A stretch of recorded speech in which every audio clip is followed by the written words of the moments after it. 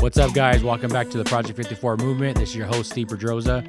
We got a good one today, talking about overcoming challenges in entrepreneurship. And not just entrepreneurship, but I wanted to kind of add something to it, is life in general. Those are two big aspects of my life currently right now as a business owner and as a family man. So I'm going to kind of touch on a couple different things today and give you my life and my obstacles and my challenges that I do face on a day-to-day. So one of the first things is things not going as planned. I usually put out a template or a vision that we have, if it's a 2, 3 to 5 year plan on things that we want to achieve in our business, right? We have to understand that vision can change due to lack of staff, also with just performance on my part as a leader. We got them there through training and through hard work and dedication. And at the same time, I got to make sure I put myself through challenges as well. The growth never stops. We have that vision. We're trying to tackle it one day at a time, 1 month at a time, 1 year at a time, and things don't go as planned. And that's okay. And all we have to do is regroup, look at it from a different lens, and see what was the errors and what was the mistakes and why didn't it go as planned. I can tell you right now, a year ago, I'm not the same Steve. 3 months ago, I'm not the same Steve. 2 weeks ago, I'm not the same Steve. So we're always evolving as people and as leaders. It's not always a bad thing if things don't go as planned. Just look at a different lens, guys. So just always remember that it's something that didn't go as planned, or your vision, or something failed, or it was more challenging than you thought. Just come back to it, hit it harder, and hit it more strategically the way you do it. Make sure your plan goes as planned, or if you change that trajectory of that plan, you have to be all in it. My personal life has been very challenging this year. I didn't plan the things that happened this year in my life, unfortunately, with a lot of heartbreak, sleepless nights of passings, and close people to me. And currently right now, dealing with a family member, helping them through the process of going through cancer and doing all that stuff. And it's challenging, man. It's really, really challenging. It takes a lot of toll on not just myself, my family, and people around us that are a part of our inner circle. It never gets easier, but what I can tell you is something I experienced this year through all the bumps in the road and challenges that I face is that every passing is different.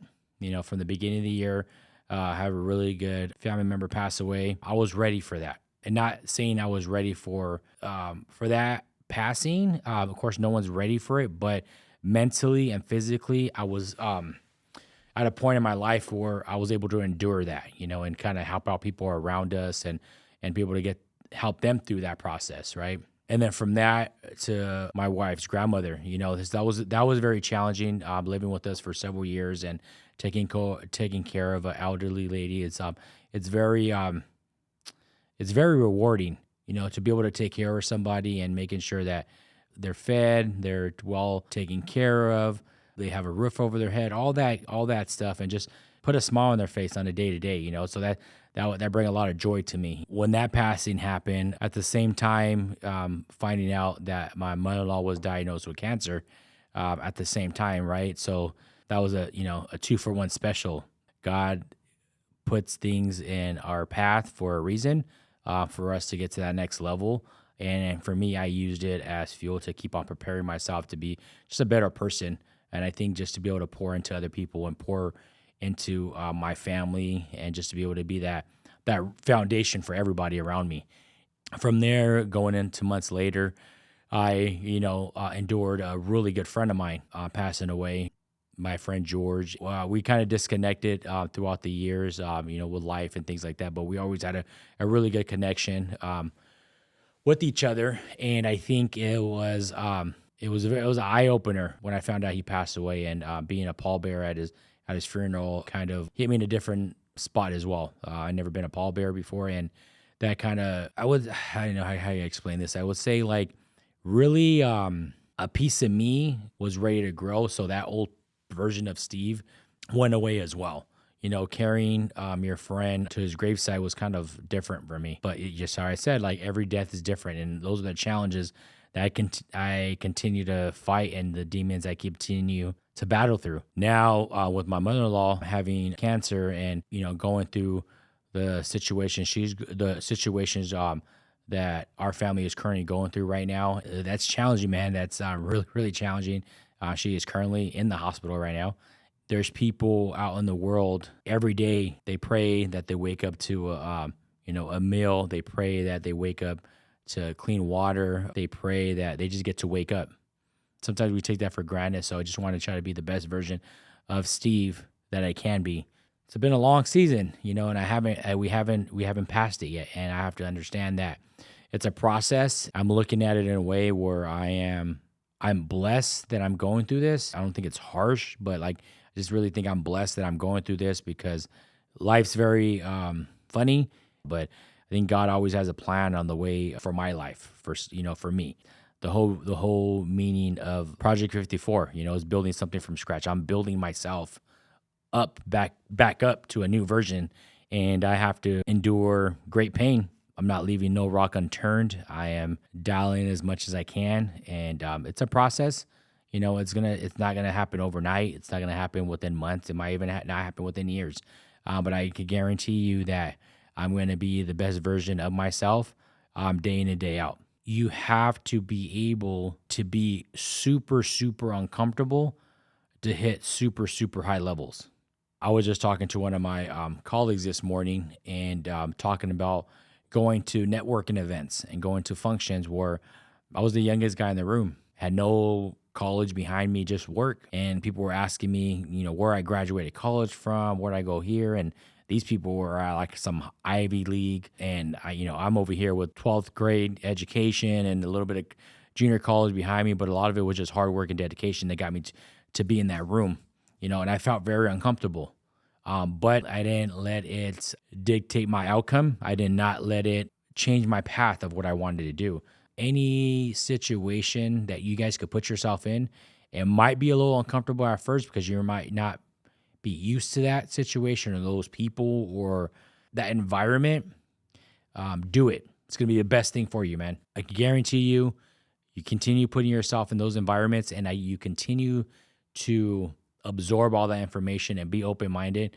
The learning, the growth is endless. If it doesn't go as planned, it's okay. It's okay. You'll get it back on track. The burnout, guys, the burnout is real.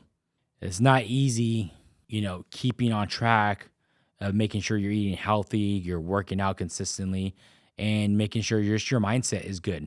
I would say with all the stuff I experienced this year, the burnout is real, man. I'm going to be honest with you guys. I slept a couple hours last night, not much, maybe like 4 hours. I get burned out because I'm pushing so hard. I'm half asleep. I'm doing all this. So this time around, I'm kind of just slowing down a little bit. I'm literally just kind of focused on my eating. I walk every night, and that's I kind of kill two birds with one stone with that one. I think what I like most about that is my mental health. I get to walk at night, where I live at, it's very hilly, so I get a good workout with the hills and stuff like that. But no, just being outside with nature and just kind of listening to some music, just understanding that purpose in life and understanding my why and soaking in the external energy from being outside, all that. But you would think that right now, mentally, I would be exhausted, or mentally I would be just done, from this season and from this year of what I had to endure and things like that. But you know what? Tonight, after this recording, I'm still gonna go on my evening walk. I'm still gonna go do what I have to do to make sure I check these boxes. You have to invest in those key things, and it is not always about money. You can make deposits, and it's just by going on a walk. That's not gonna cost me money. I'm making that deposit there. I'm making the deposit that I'm going to, write down this list of mental blockages that I have. Like, I can't think past this, or I can't think past this. Well, let's write it down and let's work on it from there. Those are deposits. Boom, boom, boom. But then if you want to get to the next level and you're talking about fitness and all that, and you want to get a trainer, Whatever fits your criteria, go with it. And it's perfectly fine. At first, I used to find it very odd. Not that I never believed it, but like for me, I just don't understand like how you could get so bummed out about rejection. When I was a young kid, I was chubby. You know what? I always been very, very confident. So like, even if I asked someone out for a date or like whatever it is, or if I wanted to play with certain kids, or even when I got older, if it was a project that I was trying to win on a business side, or it was a employee, or it doesn't matter what it is. When it came to rejection, I was kind of like, all right, cool. All right, let's go on. Let's just move. For me, I really use that as like fuel. People saying I can't do that, or if I got denied something, if it's a proposal or whatever, I got rejected. Hey, so don't let it kill your motivation, guys. Okay, like I know there might be, it might be something that you've been striving your whole life to get in that college or get in that place. You know what? Understand and pray about it. And if God wants you there, He's gonna get you there. But you have to put in the work too. He's not just gonna boom and you're gonna be there. You got to put in the work as well, right? So it's if you're doing half-ass work, you're gonna get half-ass results, and that comes with rejection. You don't want rejection to kill your confidence either, especially when you're building things up. So I always tell my team, and I just tell people around me, like, you might have had a challenging day. You might have, like, it could have been like, you had an issue here with a contractor. You had this other issue. You had unforeseens. You had a lot of different things on your job that you were facing, but you still have to celebrate your wins day in, day out, regardless how small they are. Celebrate your wins. It's your choice, right, on how you react to that, right? It's your choice on how you react, respond, and adapt. You know what? You rejected Steve for blah, blah, blah. Okay, cool, man. All right. Well, the next one, what I'm going to do is I'm going to work so damn hard that I'm going to go on top of that person. So when that person puts in the next one, I'm going to reject them. Use that as fuel, guys. Use that as motivation. Use that to change your life. There's people that I know that didn't get that job. They got rejected. They didn't do that, or they didn't do that. But now look at them now. They're successful millionaires. They're successful family men and all that stuff. Because why? They got rejected. Just want to make sure on the things that we talked about today, and it was something that was so like perfect for me. I'm in a season of a lot of challenges. Fortunately, you know what? I'm a diamond that's built under pressure. Things might not go as planned, and I'm okay with it, and I'll be able to navigate my way into a different plan if needed. I have to understand that I might get burned out, but I have to recognize when that time's coming so I can make sure I get some rest, because at the same time, I got to make sure I take care of myself, right? And my mental health as well. I want you guys to think, and I want you guys to really understand what your purpose is, what is your why, and do you love it? What I just tell you right now, I love what I do. I truly, truly do love what I do. I love being a husband. I love being a father. I love being a business owner. I love being a friend. I love supporting people. I love caring for people. I love all that stuff. I just hope and pray that I can pass that along to people, and I'm glad that you guys are watching right now. I'm glad that you guys are able to connect with me. I'm glad that you guys are able to listen to a piece of my life. I'm successful, not because I have money, but I'm successful because I'm happy. I'm joyful. I have a loving and caring family, and I have a great people around me. That's what makes me successful. I love to serve people. I love to be able to impact people and just to be around individuals that want to be better. I want to say thanks again, and I appreciate everybody that's watching this right now. And please subscribe to all platforms, YouTube, Instagram, Spotify, We have everything listed on our page. So, thanks again, guys, and I appreciate all of you guys. And just remember, I got you guys. Okay, so stay tuned for the next one. All right, talk to you guys later.